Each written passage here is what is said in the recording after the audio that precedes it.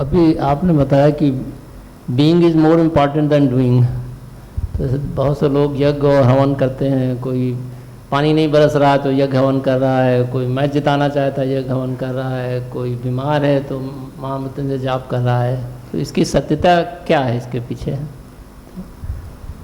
अब देखिए, यज्ञ हवन महामृत्युंजय और ये सब चीज़ें, इनमें एक तिनका भी सत्यता नहीं है। इंसान को मनोरंजन चाहिए, मनोरंजन कर रहा है। अगर सत्यता होती ना तो बहुत सारे परिवर्तन हो जाते हैं। मैं तो बार बार कहता हूँ, ऐसा किसी के पास कोई फॉर्मूला नहीं आ गया। पानी रोक दें या पानी बरसा दें, इसके चलते रहते हैं हवन, पूजा पाठ, तमाम आयोजन, तमाम लोग क्लेम करते रहते। फिर वो कभी ये नहीं सोचते कि जहाँ पर बाढ़ आई चली जा रही है वहाँ ये लोग क्या कर रहे हैं, या जहाँ सूखा पड़ा हुआ है वहाँ क्या कर रहे हैं। कोई नहीं सोचता इन बातों पर। महामृत्युंजय तो फिर हॉस्पिटल्स में हमको आईसीयू के बजाय एक डिपार्टमेंट ये वाला भी डाल देना चाहिए था। यानी कि जैसे कोई क्रिटिकल पेशेंट हुआ, रेफर कर दिया गया महामृत्युंजय डिपार्टमेंट में, इनको डालो। आईसीयू में फिर नहीं डालते हम। अगर इतना ही इस्टेब्लिश हो गया होता है कि फार्मूला है, असर करता है, तो हर हॉस्पिटल में एक यूनिट बन गई होती कि इनको उस डिपार्टमेंट में डालो भाई, ये ज़्यादा क्रिटिकल हो गए।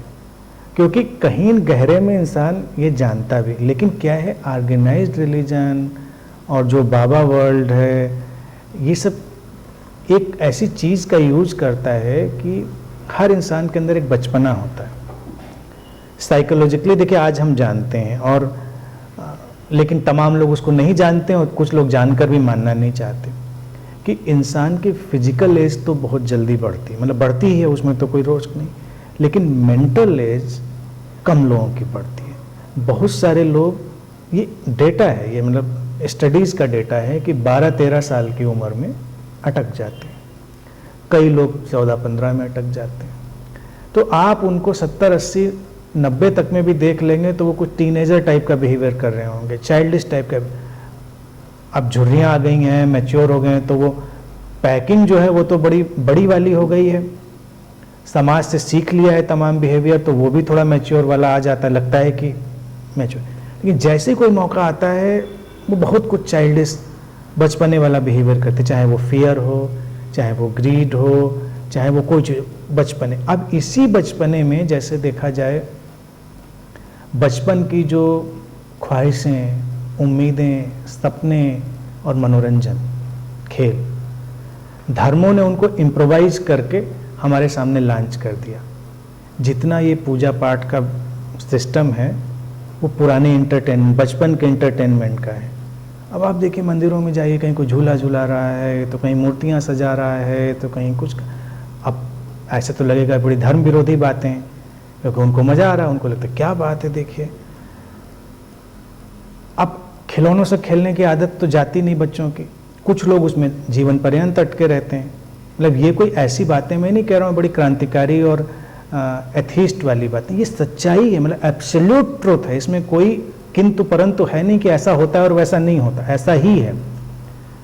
अब वो मेंटल एज तो उसकी अभी टॉयज से खेलने वाली है, तो उसके लिए मंदिरों में भी टॉयज रखे हैं, उसके लिए घरों में भी खिलौने रखे हैं, और उसको वही सब चल रहा है। अब शुरुआत में बच्चे, लड़कियां हैं तो कहीं उनका किचन चल रहा है, तो कहीं उनका वो सब आ गया, छोटे छोटे बर्तन आ गए हैं, बच्चे कहीं कार दौड़ा रहे हैं, छोटी सी मिनिएचर, कहीं कुछ तमाम। हालांकि मैं मानता हूँ लड़के लड़कियों के गेम्स में भी उतना डिफरेंस नहीं होना चाहिए, सब कुछ खेलें। तो कुछ लोग खेलते रहते हैं, फिर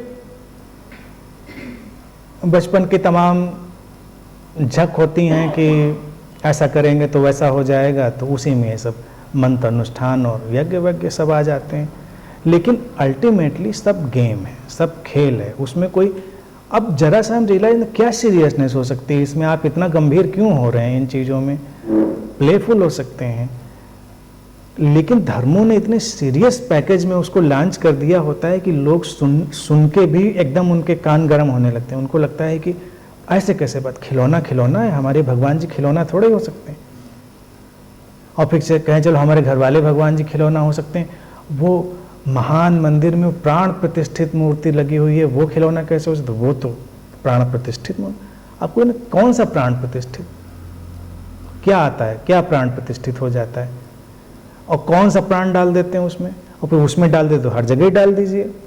अगर ये वाला विज्ञान हमको पता चल गया डाल देने का, तो हम एक ही जगह डाल के क्यों रुक गए, हम हर जगह डाल, मतलब प्राणी प्राण फैला दें हम, तो ऐसा तो आज तक नहीं हुआ कि प्राणी प्राण फैले हो कहीं पे, ये भी, लेकिन वो माहौल बनाना है कि ये फिर सब चल रहा है, फिर उसमें सारा खेल चल रहा है।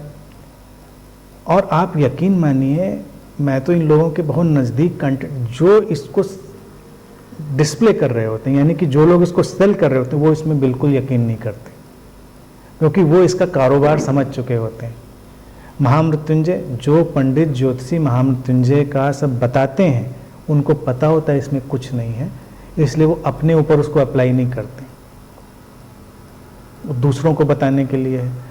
वही पंडितों और ये मंदिरों में बैठे हुए मठाधीशों और इनके पुजारियों का हाल है, वो मूर्तियों के सिर के ऊपर बैठ के, यानी कि बिल्कुल उनकी गोद में बैठ के, आप देखिए सारे कृत्य कुकृत्य सब कर रहे होते हैं सारे। उनको पता है क्या होना है, इतने दिनों से कुछ तो हुआ नहीं, कुछ होता हुआ था तो है नहीं, वो कूल हैं, रिलैक्स हैं।